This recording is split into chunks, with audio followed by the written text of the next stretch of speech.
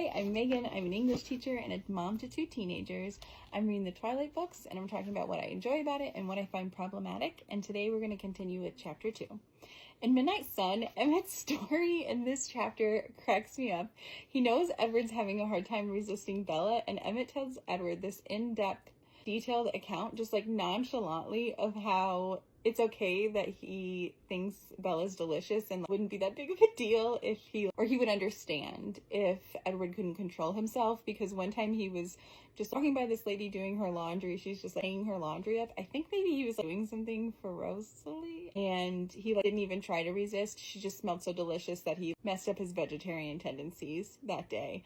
He's basically just like, it's okay if you accidentally do vampire things to Bella. We'll understand. We all have our moments. I just love Emmett. I love Emmett. He's so funny. He's so hilarious. He's definitely comic relief in these books. I really do enjoy his moments, and I think in Midnight Sun he has even more moments that are kind of funny and cute and silly. So I did appreciate that addition. When it comes to Renee, though, I know she does some weird things later on, but in this reread, I'm not seeing her as childlike as Bella wants to portray her. Renee is the one to initiate contact with Bella via email. She's worried because Bella has been there for 3 days at this point and she hasn't heard from her at all.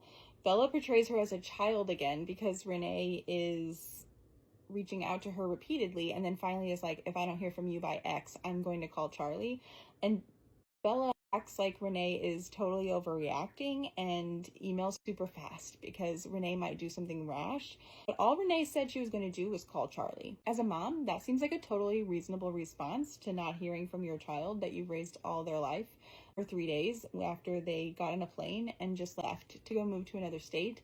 I would expect to hear from my child. I would have expected a phone call that night, or I probably would have been calling and been like, hello, the plane landed, what is going on? Hello. So I don't think that Renee was really doing anything rash or out of line there.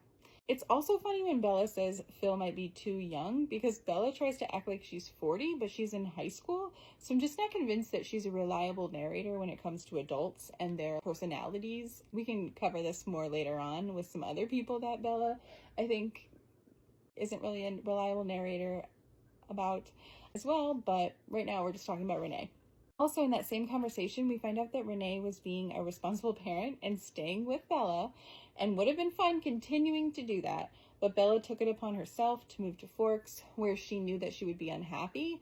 So again, Renee was doing something responsible, and I think that Bella is maybe overreacting so far in how she treats Renee. There was one example in this chapter of Renee being childlike, and that was that she forgot where something was and asked Bella where it was. Well, I do that too. So,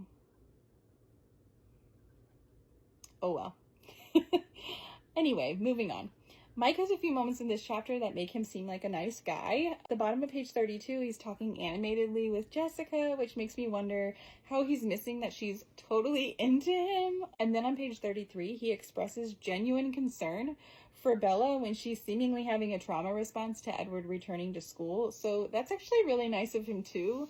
And Bella kind of tries to convey it as he's like being a little overbearing, but she was really messed up at lunch that day, and I think it was kind of normal for somebody to be like, hey, are you okay? What's going on? Anyway, Charlie and Bella seem to be settling into a new groove, and she says on page 29, in some ways we were well suited for living together, which I definitely agree with. I think they really are suited for living well together, and I think this is another thing that the movie actually did show well, is that they really do, personalities actually do mesh. And that's the end of my chapter 2 thoughts. Let me know what you think, and I'll see you for the next one.